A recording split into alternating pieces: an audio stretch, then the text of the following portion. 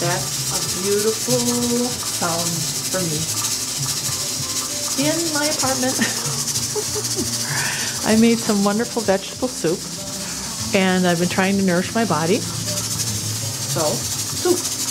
And I'm just feeling every day so much stronger. So I wanted to just share, this is Friday night, and I don't have a date, and Mario's passed out on the couch like he did something today. Look at him. Look at him.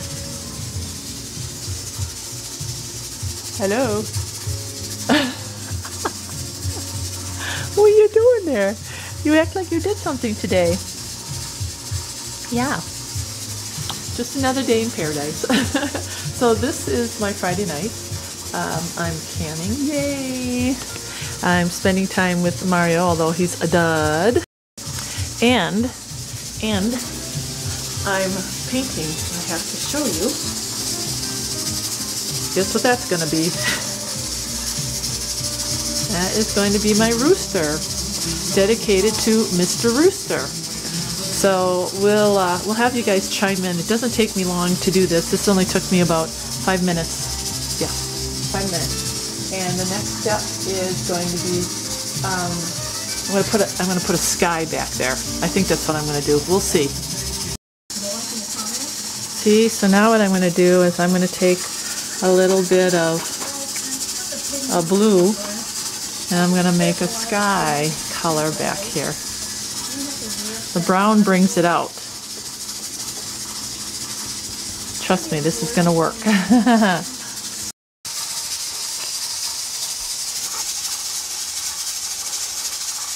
You never know what it's going to look like. Always looks like a mess. But that's okay. See, Mario moved over here. You moved over here now, huh? As I'm making a mess. See, I'm getting there. Look how pretty he's going to be. Used to be dedicated to Mr. Rooster. I kind of do miss Mr. Rooster. That was so sad. Everything about Mr. Rooster was sad. I miss all my chickens. Mr. H dispatched of the chickens, and it kind of broke my heart.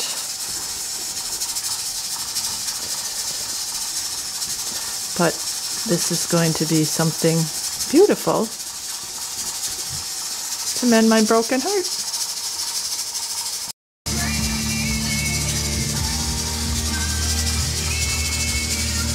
This is what I do. And this. Yes, I am a disaster in the kitchen. Oh, and I've got my kefir greens. I gotta give Mario his antibiotic. Unfortunately, Mario is on an antibiotic still, but you know what? Those kefir grains look like they need to be strained. Yeah, it's okay. It's all good. I'm a multitasker. There you go. A little milk kefir. Since I've gotten sick, I've been making water kefir, but you have to keep your grains stimulated, like alive, and sometimes the water just doesn't do it. So here's a little trick. You want to revive your kefir grains? Put them back in a little water, put them back in a little milk. I actually bought some whole milk for my milk. Yeah. Oh, I should show you something while I'm doing my little project. Look. That's my church. I do that. Nothing fancy, but I do that for them. They thought it was great. So now it's on the bulletin. Well, here's the highlight of Mario's night. I filled his Kong. Did you eat your Kong already? Okay, let me see. Oh, how does that happen? You want another one? Do you want an... He was burying these. Did I tell you? I had to buy extra ones, and then he buried them, and I found 2. That's all I've got is 2. Anybody ever wants to send Mario something? Send him some of these, because he buries them. Yeah, and then I have to order them. Oh, and look. Oh yeah, you saw that, right? You saw that. It's coming along. See, I'm getting sidetracked. I'm getting sidetracked because this is done, and I'm beginning to clean up the kitchen. By tonight, everything will be spick and span, because I'm very anal about making sure everything is clean. Yeah, it makes me nervous because Mrs. C comes down here every now and then to drop my mail off, and she comes inside the apartment, right? And she drops off my mail on my table. And I always feel like, I hope it's clean enough, you know, because this is their place. It's not my place, right? I'm renting from them, but still. So I always want to make sure that it's presentable. I try to keep it super, super clean. That's why I hate it when, like, I come home and there's mail on the table. I'm like, oh, I didn't clean today. It's bad. Well, you missed the big, I went to sleep. Look, my, all done. Got some soup in. I made breakfast for Mario. A lot of barley green in there. And now we're getting ready to go to church. Yeah, you see he's really ready. He's not ready. Is he ready? No, he's not ready. So I was just, trying to make myself look presentable. You know. I think a good church family, you don't have to put on airs. You can show up and be who you are in Christ. And I think that's a beautiful thing. I've said this before, you know, there are people who will always criticize. There will always be people that criticize, but you have to walk past that and understand that that's their walk. That's, you know, they're not walking firmly in Christ.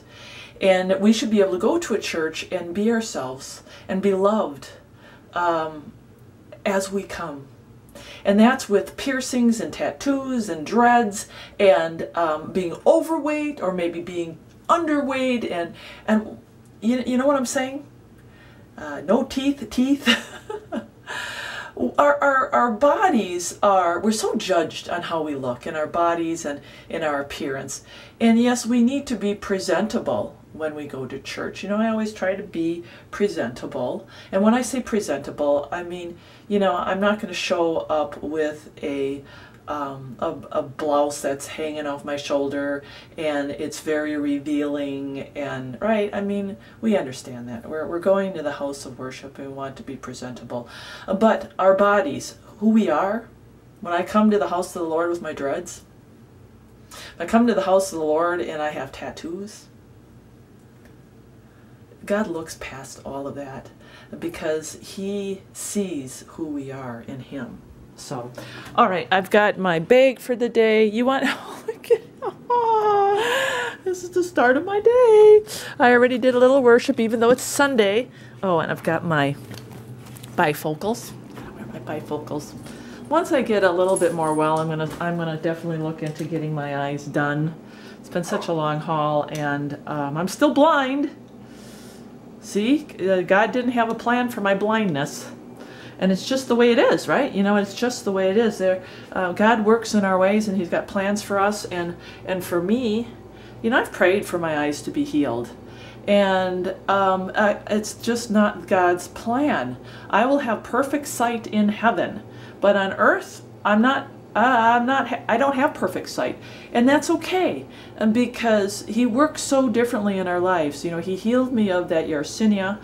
And that was beyond a miracle. I still think about how sick I was and the prognosis and how it was in my, I mean, I can't wrap my head around it. Man, I can't wrap my head around it. And He delivered me from that. Did He deliver me from bad eyesight? No. But I have to trust God on everything. And you have to too. So, all right, let's get going.